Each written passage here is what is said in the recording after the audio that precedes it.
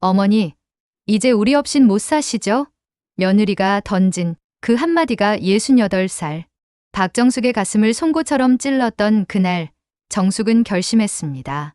더 이상 구석에 웅크리고 살지 않겠다고 말입니다.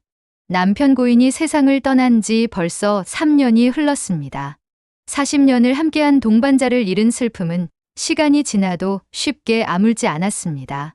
매일 아침 눈을 뜨면 옆자리가 비어있다는 사실이 여전히 낯설었고, 저녁이면 누군가와 하루 이야기를 나눌 사람이 없다는 게 더 외로웠습니다. 하지만 정숙은 애써 웃으며 살았습니다. 아들 민수와 며느리 은주가 걱정할까봐. 그리고 무엇보다 혼자서도 잘 살 수 있다는 걸 보여주고 싶었기 때문입니다. 그런데 언제부턴가 며느리 은주의 태도가 달라지기 시작했습니다. 처음엔 사소한 무시였습니다.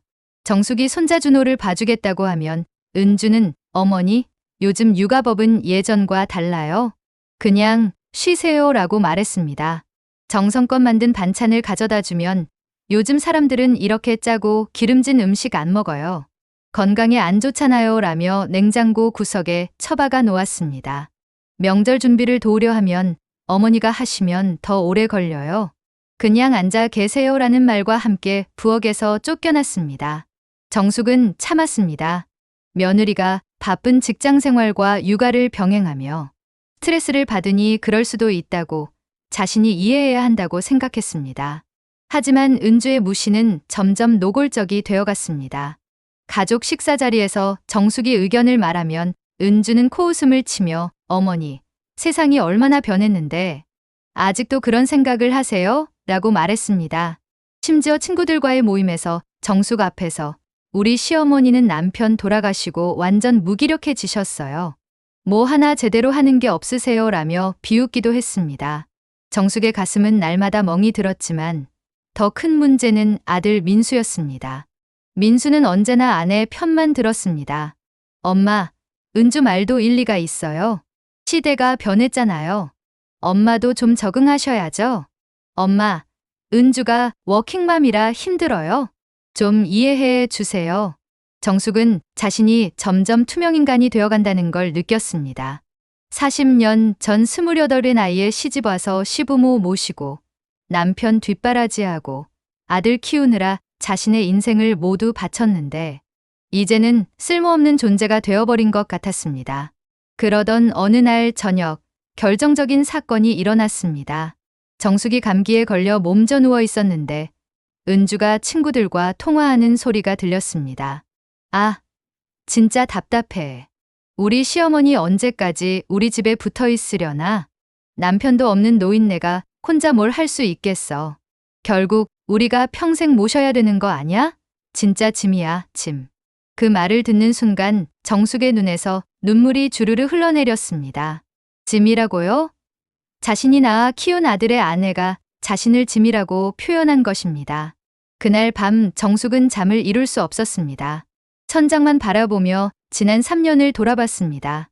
남편이 세상을 떠난 후 자신은 정말 아무것도 하지 않고 살았던 걸까요? 정말 쓸모없는 존재가 되어버린 걸까요?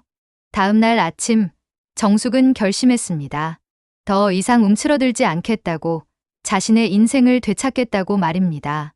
그날 오후 정숙은 30년 지기 친구 명희에게 전화를 걸었습니다. 명희야, 나 좀 만나자. 이야기 좀 하고 싶어. 카페에서 만난 명희는 정숙의 야윈 모습을 보고 깜짝 놀랐습니다. 정숙아, 무슨 일 있어? 얼굴이 왜 이렇게 상했어? 정숙은 그동안 참아왔던 이야기를 모두 쏟아냈습니다.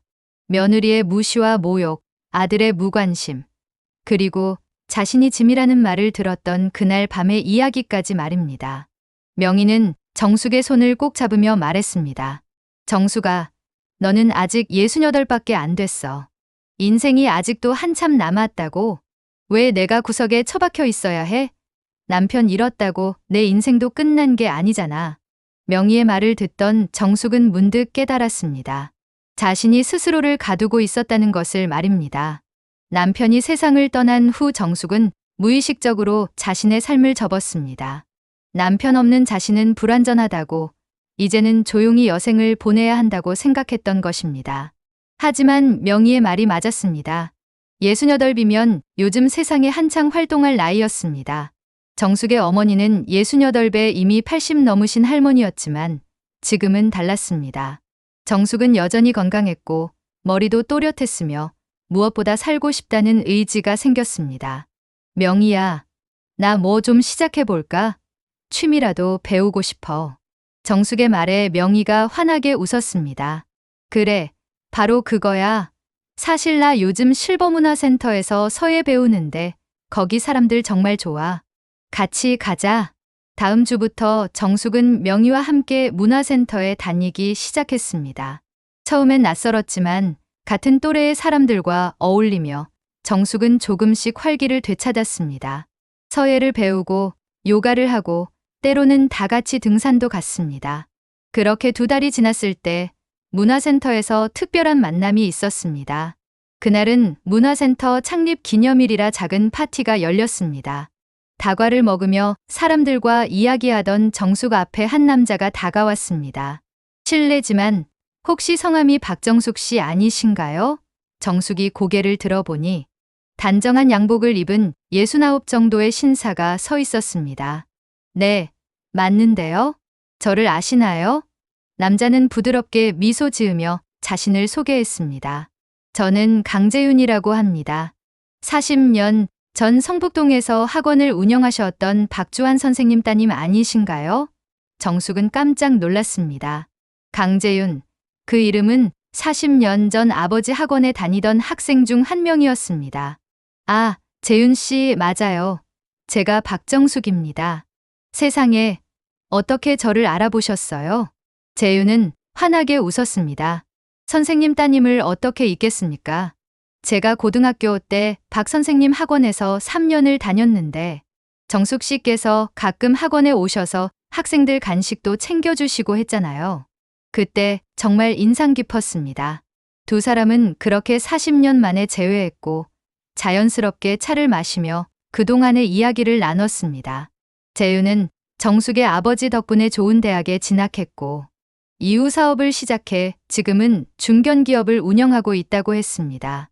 박 선생님께 너무 감사드렸는데 몇 년 전 돌아가셨다는 소식을 듣고 정말 가슴 아팠습니다. 재윤은 10년 전 아내를 병으로 잃고 혼자 살고 있다고 했습니다. 자녀들은 모두 결혼해서 독립했고 자신은 회사 경영과 취미 생활로 시간을 보낸다고 했습니다. 정숙과 재윤은 그날 이후 자주 만났습니다. 처음엔 옛날 이야기를 나누는 정도였지만 시간이 지나며 2 사람은 서로의 현재와 미래에 대해서도 이야기하게 됐습니다. 재윤은 정숙의 이야기에 진심으로 귀 기울였습니다. 며느리에게 무시당한 이야기를 할 때도 재윤은 정숙 씨는 잘못이 없습니다. 당신은 존중받아야 할 뿐입니다라며 위로했습니다.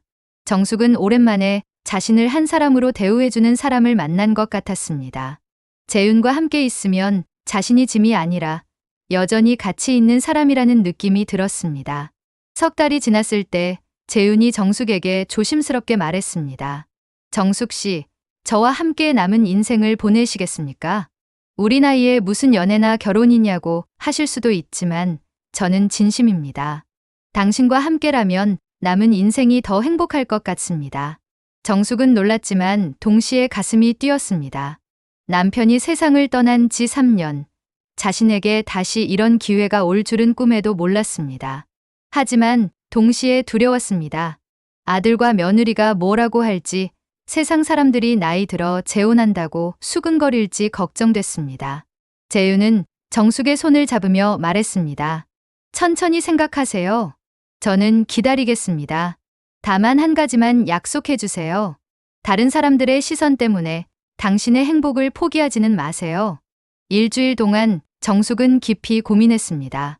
밤마다 돌아가신 남편 생각이 났습니다. 여보, 내가 이래도 될까요? 당신을 배신하는 건 아닐까요? 하지만 정숙은 알았습니다. 남편은 항상 자신의 행복을 바랐던 사람이었습니다. 세상을 떠나기 전 남편은 정숙의 손을 꼭 잡으며 말했습니다. 여보, 나 때문에 너무 슬퍼하지 마. 당신은 행복하게 살아야 해. 약속해. 그 말이 떠올랐습니다. 그리고 며느리 은주의 그 말도 떠올랐습니다. 남편도 없는 노인네가 혼자 뭘 할 수 있겠어. 정숙은 결심했습니다. 자신의 행복을 위해 살기로, 그리고 자신을 무시한 사람들에게 보여주기로 말입니다. 정숙은 재윤에게 전화를 걸었습니다. 재윤 씨, 저 결심했어요. 함께하고 싶습니다. 재윤의 기쁨에 찬 목소리가 들렸습니다. 정숙 씨, 감사합니다. 행복하게 해드리겠습니다. 두 사람은 조용히 결혼식을 올리기로 했습니다. 가까운 친구들만 초대해서 작지만 의미 있는 결혼식을 준비했습니다. 정숙은 아들 민수에게 알리지 않았습니다. 어차피 반대할 게 뻔했고 며느리 은주의 비웃음을 견딜 자신이 없었기 때문입니다.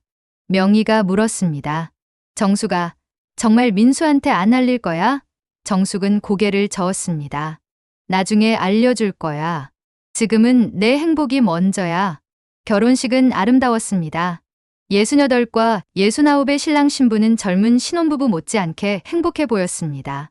명희를 비롯한 친구들이 축하해줬고 재윤의 자녀들도 아버지의 재혼을 진심으로 환영했습니다. 재윤의 큰딸이 정숙의 손을 잡으며 말했습니다. 어머니, 아버지를 잘 부탁드립니다. 아버지가 혼자 계실 때 정말 많이 외로워하셨거든요. 어머니 만나서 정말 좋아하셨어요. 정숙은 눈물을 흘렸습니다.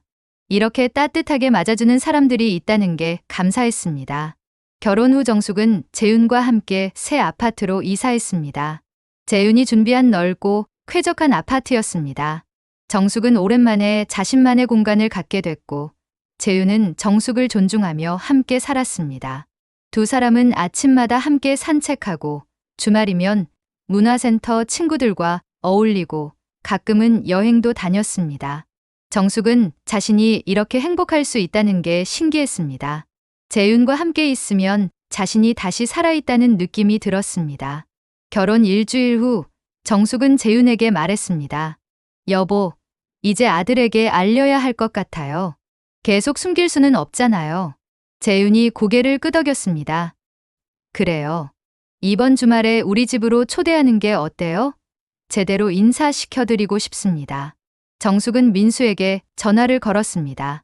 민수야, 이번 주말에 엄마가 소개하고 싶은 분이 있어. 은주랑 같이 저녁 먹으러 와. 민수는 의아해했지만 알겠다고 했습니다.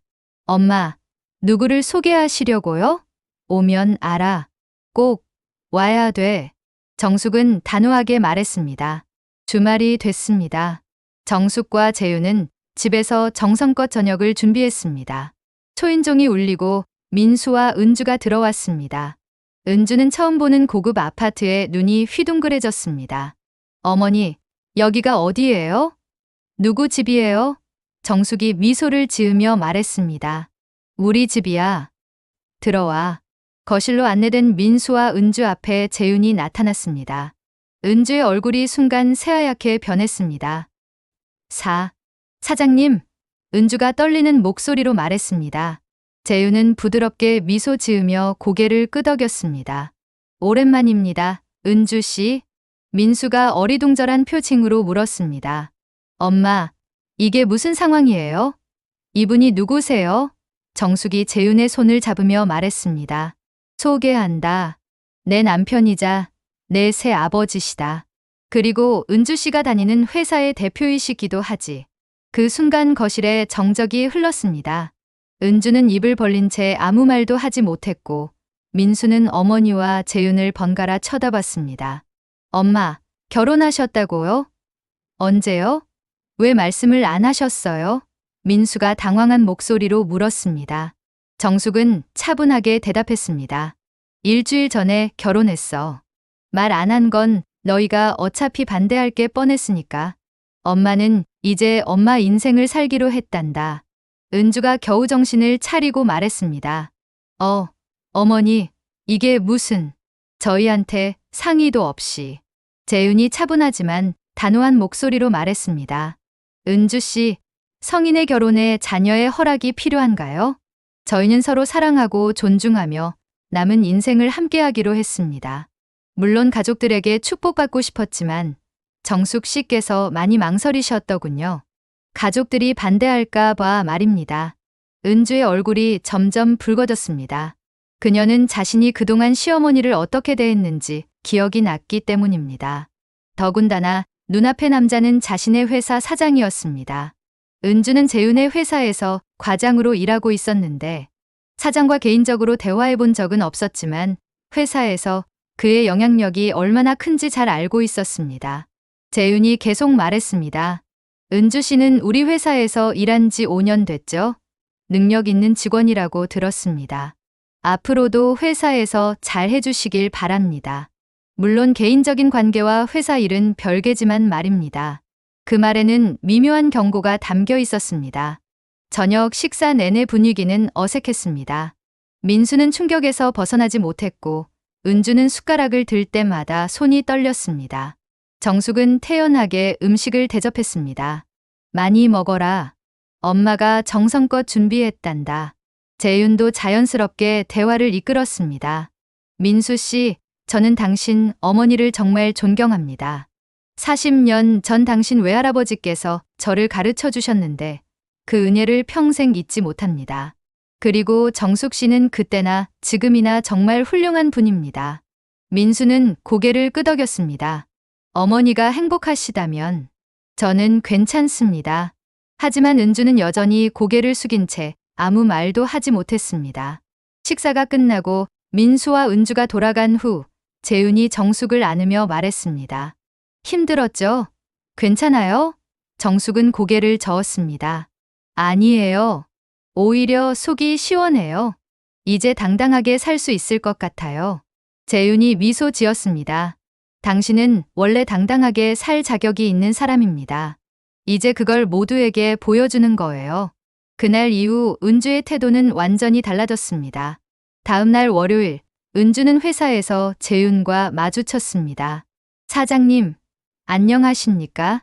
은주가 허리를 굽히며 인사했습니다. 재윤은 고개를 끄덕이고 지나갔지만 은주의 등에서는 식은땀이 흘렀습니다. 그녀는 그날 이후 회사에서 매 순간 긴장해야 했습니다. 사장의 부인이 자신의 시어머니라는 사실이 알려지면서 동료들의 시선도 달라졌습니다. 어떤 이들은 부러워했고 어떤 이들은 비웃었습니다. 과장님, 좋으시겠어요? 사장님이 장인어른이시잖아요. 아니, 시어머니가 사장님이랑 재혼하셨다면서요? 완전 신분 상승이네요. 은주는 그 말들을 들으며 속이 뒤틀렸지만 아무 말도 할 수 없었습니다. 더군다나 자신이 그동안 시어머니를 어떻게 대했는지 회사 사람들이 알게 되면 어떻게 되겠습니까? 은주는 조심스럽게 행동할 수밖에 없었습니다. 회사에서는 물론이고 집에서도 마찬가지였습니다. 정숙이 가끔 민수 부부를 새 집으로 초대했는데 갈 때마다 은주는 최대한 공손하게 행동했습니다. 어머니, 제가 설거지 할게요. 어머니, 편하게 앉아 계세요. 제가 다 준비할게요. 예전에 그 건방진 태도는 온데간데 없었습니다. 어느 날 정숙이 민수 집을 방문했습니다. 손자 준호를 보고 싶었기 때문입니다. 초인종을 누르자 은주가 나왔습니다. 어머니, 어서 오세요. 은주가 환한 미소를 지으며 맞이했습니다. 예전 같으면 어머니 전화하고 오시지. 갑자기 오시면 곤란해요라고 했을 텐데 말입니다. 은주는 정숙을 거실로 안내하고 차를 대접했습니다. 어머니, 편하게 앉으세요. 제가 과일도 깎아올게요. 정숙은 손자 준호를 안아 올렸습니다. 우리 준호, 할머니 보고 싶었지? 준호가 할머니 품에 안겨 웃었습니다. 은주가 과일을 가져오며 말했습니다. 어머니, 준호 요즘 할머니 이야기 많이 해요. 할머니 보고 싶다고요. 정숙은 그 말을 들으며 복잡한 심정이 들었습니다. 은주가 달라진 건 좋은 일이지만 그 이유가 재윤 때문이라는 게 씁쓸했습니다. 만약 재윤이 없었다면 은주는 여전히 자신을 무시했을 것입니다. 하지만 정숙은 현실을 받아들이기로 했습니다. 이것이 세상의 이치였습니다. 사람들은 힘 있는 자를 존중했고 약한 자는 무시했습니다. 정숙은 이제 더 이상 약한 존재가 아니었습니다. 그녀에게는 재윤이라는 든든한 동반자가 있었고 무엇보다 스스로를 존중하는 마음이 생겼습니다.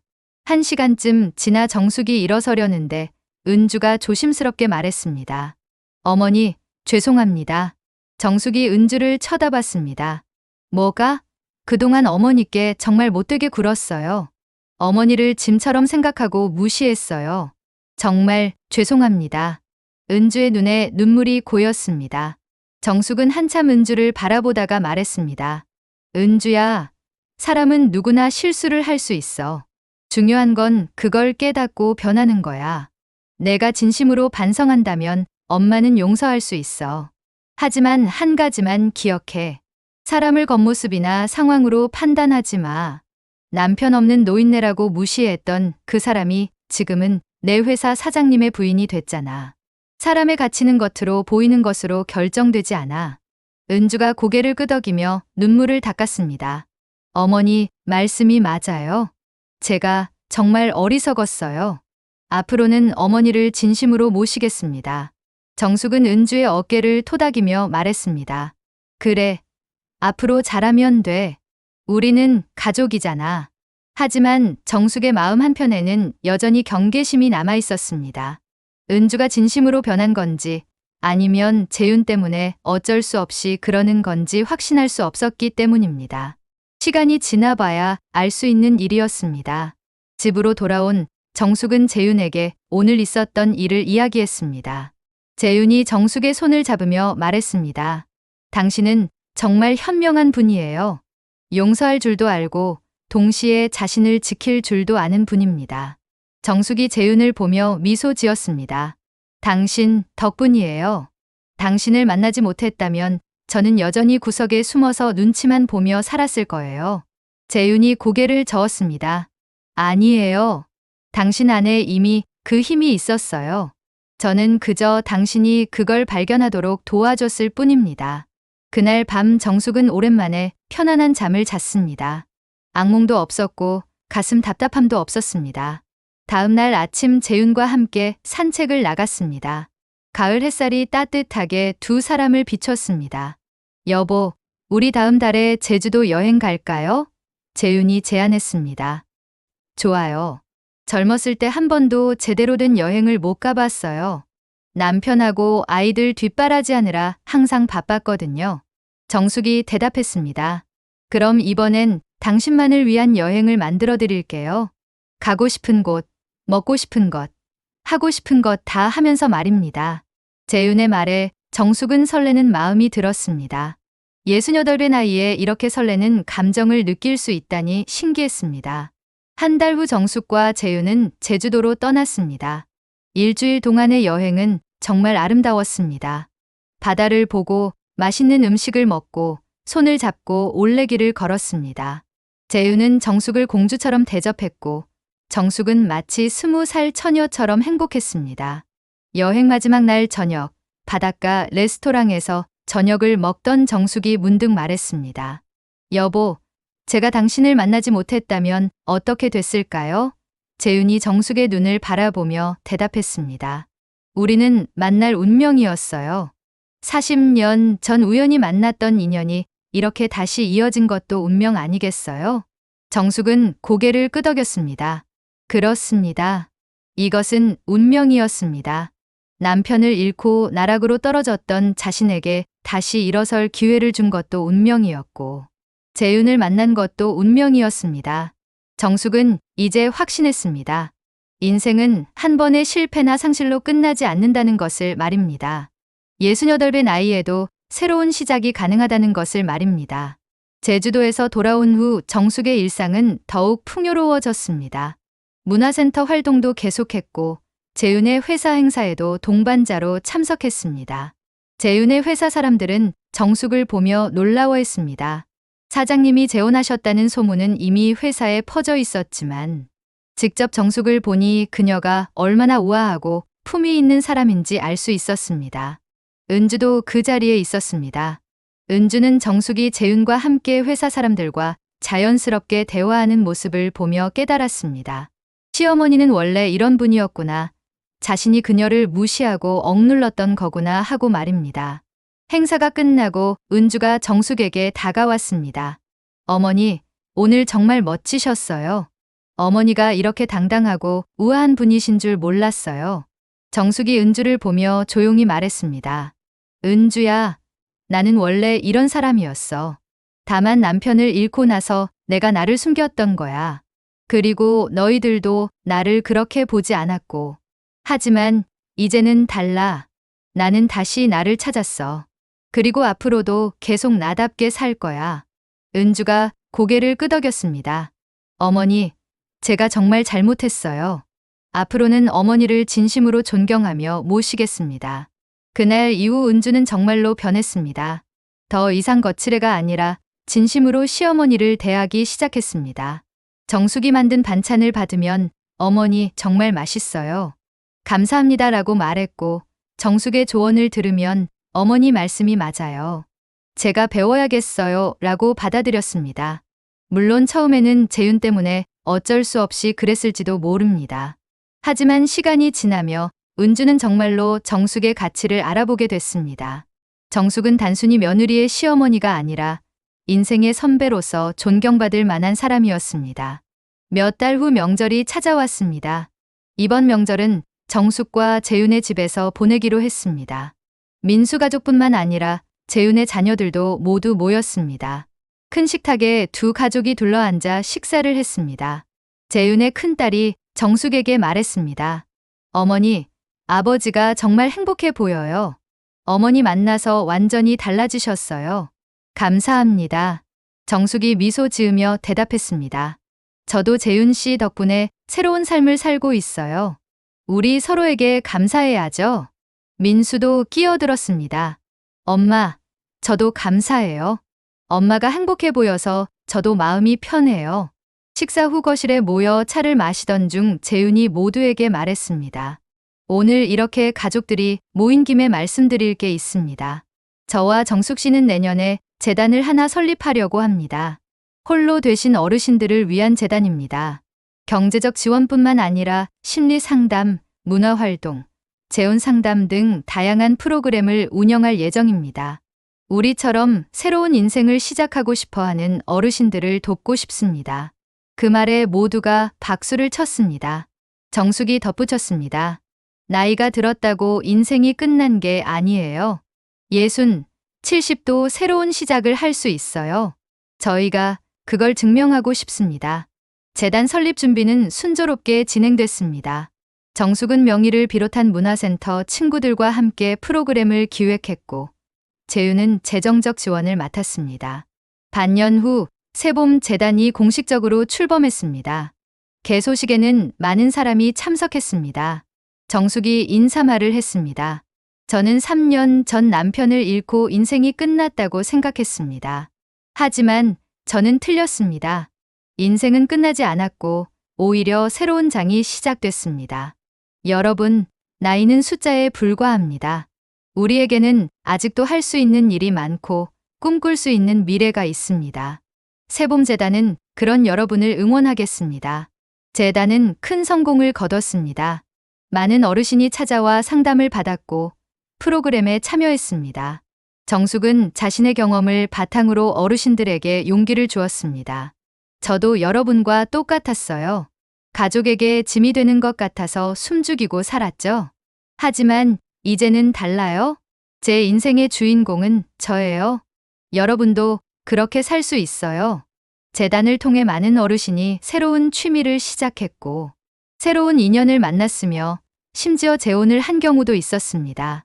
1년 후 재단 창립 1주년 기념식이 열렸습니다. 그 자리에서 한 할머니가 단상에 올라 감사 인사를 했습니다. 저는 70이 넘어서 새로운 사랑을 만났습니다. 새봄재단이 아니었다면 불가능했을 일입니다. 박정숙 이사장님, 강재윤 이사님, 정말 감사합니다. 정숙은 눈물을 흘렸습니다. 자신이 겪었던 고통과 슬픔이 이제는 다른 사람들에게 희망이 되고 있었습니다. 행사가 끝나고 집으로 돌아온 정숙과 재윤은 소파에 나란히 앉았습니다.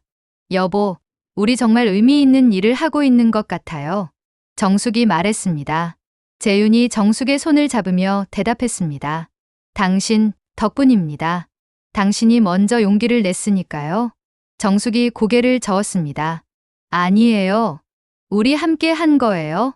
당신이 없었다면 저도 용기를 못 냈을 거예요. 그날 밤 정숙은 오랜만에 돌아가신 남편 꿈을 꿨습니다. 남편은 환하게 웃으며 말했습니다. 여보, 잘했어. 당신은 행복하게 살 자격이 있어. 나도 당신이 행복해서 기뻐. 꿈에서 깬 정숙은 눈물을 흘렸습니다. 하지만 이번엔 슬픔의 눈물이 아니라 감사의 눈물이었습니다. 남편도 자신의 새로운 삶을 축복해주고 있었습니다. 다음 날 아침 정숙은 며느리 은주에게서 전화를 받았습니다. 어머니, 오늘 시간 되세요? 준호가 할머니 보고 싶다고 하는데 저희 집으로 오실래요? 정숙이 대답했습니다. 그래, 갈게. 점심 먹고 갈게. 전화를 끊은 정숙은 재윤에게 말했습니다. 여보, 오늘 저 민수네 집 좀 다녀올게요. 재윤이 웃으며 대답했습니다. 그러세요. 손자도 보고 오시고 저녁엔 제가 맛있는 거 준비해 놓을게요. 정숙은 민수네 집으로 향했습니다. 마음이 편안했습니다. 더 이상 눈치 보지 않아도 되고 무시당하지 않아도 되고 자신을 숨기지 않아도 됐습니다. 정숙은 이제 당당한 사람이었습니다. 남편이 있든 없든 나이가 많든 적든 그녀는 가치 있는 사람이었습니다. 그리고 그걸 증명했습니다. 며느리에게도 세상에게도 무엇보다 자기 자신에게 말입니다. 문을 열고 들어서자 은주가 환하게 웃으며 맞이했습니다. 어머니, 어서 오세요. 이번엔 진심이 담긴 미소였습니다. 정숙도 미소를 지으며 대답했습니다. 그래, 우리 준호 어디 있어? 손자가 할머니를 보고 달려왔습니다. 할머니, 정숙은 손자를 안아 올렸습니다. 이 순간이 행복했습니다. 가족과 함께 있는 이 순간, 사랑하는 사람들과 함께하는 이 순간이 소중했습니다. 오후 내내 정숙은 손자와 놀아주고 은주와 이야기를 나눴습니다. 은주가 조심스럽게 물었습니다. 어머니, 재단 일은 어때요? 바쁘시죠? 정숙이 대답했습니다. 바쁘긴 하지만 보람 있어. 내가 누군가에게 도움이 될 수 있다는 게 정말 행복해. 은주가 고개를 끄덕이며 말했습니다. 어머니, 정말 대단하세요. 저도 어머니처럼 나이 들고 싶어요. 당당하고 멋지게 말이에요. 정숙이 은주의 손을 잡으며 말했습니다. 은주야, 너도 할 수 있어. 중요한 건 자신을 사랑하는 거야. 그리고 다른 사람도 존중하는 거고. 집으로 돌아온 정숙은 재윤이 준비한 저녁 식탁을 보고 감동했습니다. 정성스럽게 차려진 음식들, 그리고 테이블 위에 놓인 장미 한 송이. 여보, 이게 뭐예요? 정숙이 물었습니다. 재윤이 미소 지으며 대답했습니다. 그냥 당신에게 매일 감사하다는 표시예요. 당신을 만나서 제 인생이 완성됐어요. 정숙은 눈물을 흘렸습니다. 행복의 눈물이었습니다. 저녁을 먹으며 두 사람은 앞으로의 계획을 이야기했습니다. 여보, 내년엔 유럽 여행 갈까요? 재윤이 제안했습니다. 좋아요. 평생 한 번도 못 가본 유럽, 당신과 함께 가고 싶어요. 정숙이 대답했습니다. 그럼 봄에 가요? 벚꽃 필 때 파리를 가보고 싶어요. 재윤이 말했습니다. 두 사람은 마치 신혼부부처럼 여행 계획을 세웠습니다. 나이는 숫자에 불과했습니다. 마음은 여전히 젊었고 앞으로 살아갈 날들이 기대됐습니다. 그날 밤 잠들기 전 정숙은 3년 전을 떠올렸습니다. 남편을 잃고 절망에 빠져 있던 그때, 며느리에게 무시당하고 자신을 짐이라고 여기던 그때. 하지만 이제는 모든 게 달라졌습니다. 정숙은 다시 일어섰고 새로운 사랑을 만났으며 의미 있는 일을 하고 있었습니다. 그리고 무엇보다 자신을 사랑하는 법을 배웠습니다. 인생은 한 번의 상실로 끝나지 않습니다. 68의 나이에도 70의 나이에도 80의 나이에도 새로운 시작은 가능합니다. 중요한 건 포기하지 않는 것, 자신을 믿는 것, 그리고 용기를 내는 것입니다. 정숙은 재윤의 품에 안겨 잠들었습니다. 내일도, 모레도, 앞으로 남은 모든 날들이 기대됐습니다. 이것이 정숙의 복수였습니다. 자신을 무시한 사람들에게 보여준 최고의 복수는 분노나 미움이 아니라 행복하게 사는 것이었습니다. 당당하게, 멋지게, 자신답게 사는 것이었습니다. 그리고 정숙은 그걸 해냈습니다. 여러분, 오늘 이야기가 마음에 와닿으셨나요? 나이는 정말 숫자에 불과합니다. 우리는 몇 살이든 새로운 시작을 할 수 있고 행복할 자격이 있습니다. 혹시 지금 힘든 시간을 보내고 계신가요? 누군가에게 무시당하고 있나요? 포기하지 마세요. 정숙처럼 다시 일어설 수 있습니다. 여러분의 인생은 아직 끝나지 않았습니다. 이 이야기가 조금이라도 힘이 되셨다면 구독과 좋아요 부탁드립니다. 여러분의 응원이 저희에게 큰 힘이 됩니다. 다음에도 더 좋은 이야기로 찾아뵙겠습니다. 감사합니다.